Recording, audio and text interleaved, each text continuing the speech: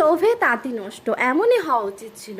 আমার এক বান্ধবী, তার 6 বছরের সম্পর্ক, তার বয়ফ্রেন্ডটা ছিল খুবই লয়াল আর তাকে তার প্রাণের থেকেও বেশি ভালোবাসতো।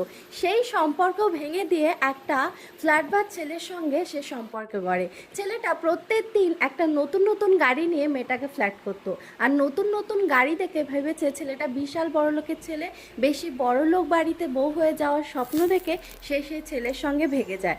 তারপর ভেগে যাওয়ার পর গিয়ে তো দেখে বড়লোক না ছাই, একটা কুঁড়ে ঘর, ছাদও নেই, খড়ের চাল। বৃষ্টি হলে তো বর্ষাকালে মনে হয় জল টোপে সেই তার ঘরে গিয়েই পড়বে। মেয়েটা তো কেঁদে পাগল, নিজের কপাল নিজেই চাপড়ায় যে কি ভুল করলাম। তারপর জানা গেল যে ছেলেটা যে প্রত্যেক দিন নতুন নতুন গাড়ি নিয়ে মেয়েটাকে ফ্ল্যাট করতে আসতো, অ্যাকচুয়ালি ছেলেটা একটা গ্যারেজে কাজ করতো। আর সেই গ্যারেজেই যে গাড়িগুলো সারাই করানোর জন্য লোকজন দিয়ে যেত, সেগুলোই নিয়ে মেয়েটার সঙ্গে ফ্ল্যাট করতো। মানে বন্ধুরা, ভাবছো তোমরা কীরকম অবস্থা?